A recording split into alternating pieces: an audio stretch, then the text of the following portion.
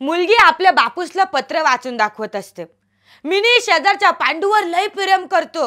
Mini हे घर सोडून पळून चाललो. त्याच्यावर बापूस म्हणतो बरं झालं माझा येल आणि तू पैसा वाचवलास. त्याच्यावर पोरगी म्हणतं नाही बापूस, मिनी तो पत्र वाचत होतो, मला वाटतं आपली आय पळून गेली.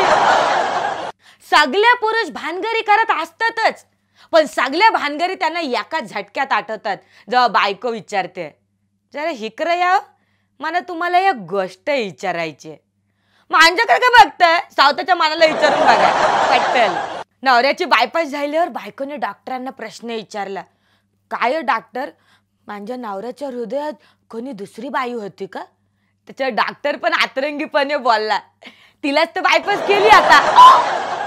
एक अंधारी रात्र होती, हलका हलका पाऊस सुरू होता. एक पोरगाने एक पोरगी रात्रीचं त्या अंधारामध्ये पावसामध्ये बाईकवरनं चालले होते. ओले चिंब झाले होते. त्या पोरानं बाईक थांबवली, त्या पोरीला खाली उतरवली, त्या पोरीचा हात हातान घेतला, तिला जवळ खेचली. पोरगी लाजली न तो पोरगा तिच्या कानात बोलला, ऐक ना, गाडीतलं पेट्रोल संपलं, जरा गाडी ढाकालतीस. सगळा रोमॅन्टिसिझम घालून. एका घरामध्ये सत्यनारायणाची पूजा चालू असते. सासूबाईंचं सगळीकडे बारीक लक्ष. तितक्या सासूबाईंच्या लक्षात तिथं कष्ट गडबड जरूर है. म्हणून सासूबाई सुनबाईंना विचारते, काय ग सुनबाई, तिकडं त्या पानावर लाल रंगाचं चिकट चिकट का दिसतं? त्याच्यावर सुनबाई बोलते, काय नाही सासूबाई, ते 5 वेगवेगळी फळं मिळाली नाहीत ना, म्हणून मी मिक्स फ्रूट जाम लावलं. सासूबाई तिकडच चक्कर येऊन पारल्या. काय आहे ना पूजा बाई? नाही, याला बोलतात भन्नाट रिप्लाय. एका प्रेयसीने एका प्रियकराला केलेला रिप्लाय. प्रियकराने प्रेयसीला मेसेज केला, डार्लिंग, मी तुझ्याशिवाय नाही जगू शकत, तुम्ही माझ्याशी लगीन कर, नाहीतर मी मरून जाईन, मी जीव देईन. त्याच्यावर प्रेयसी त्याला रिप्लाय करते, त्याचे काय नक्की कोण मारायला चाललंय, म्हणजे काय आहे ना, माझ्या कॉन्टॅक्ट लिस्टमधले सगळे कॉन्टॅक्ट डिलीट झालेत, नाव सांगणार रे पिल्ल्या. असं नको ना करू, मी फक्त तुझीच, सांग ना नाव, कोण चाललंय?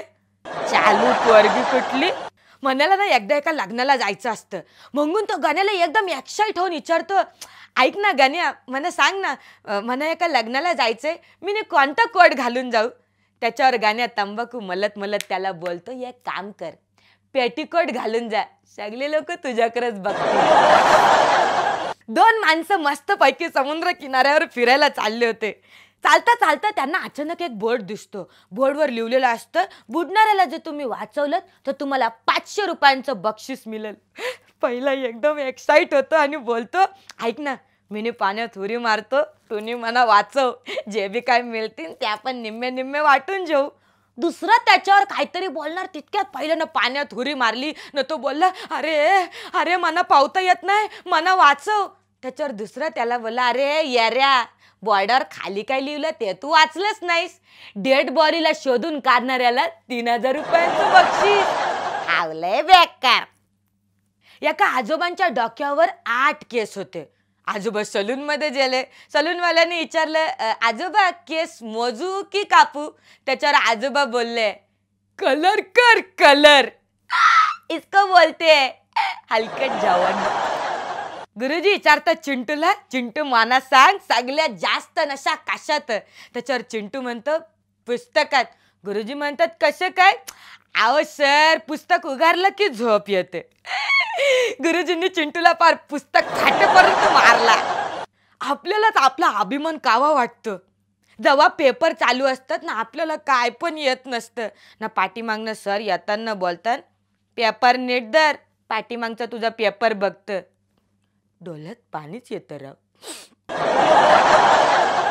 एकदा बायको माहेर राहून परत येते.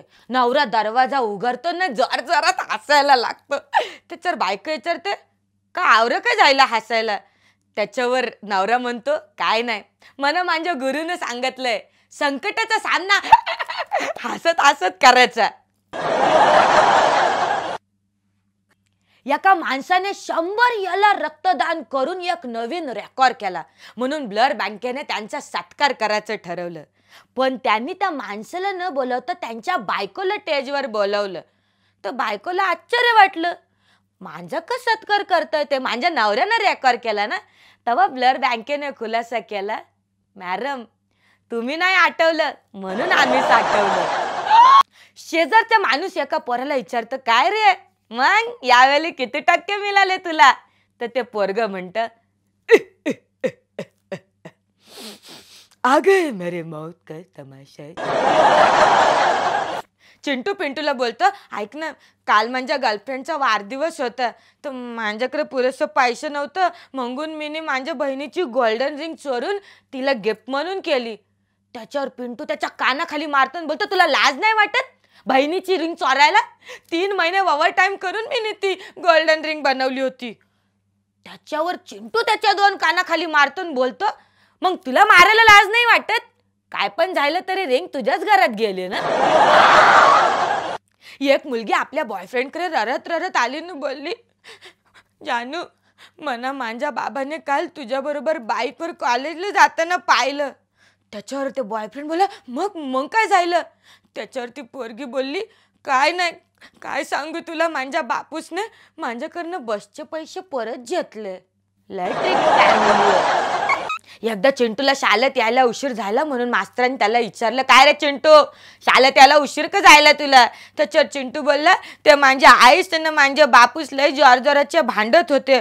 तर मग मास्तर बोलले, मग त्याचा उशिरा येण्याशी काय संबंध? त्याच्यावर चिंटू बोलला, आईच्या हातात माझा एक बूट ना बापूसच्या हातात माझा दुसरा बूट होता. बायको सावताला आरशामध्ये अशी न्याहाळत होती आणि तिने आपल्या नवऱ्याला प्रश्न विचारला, काय तुम्हाला माझं वय किती वाटतं?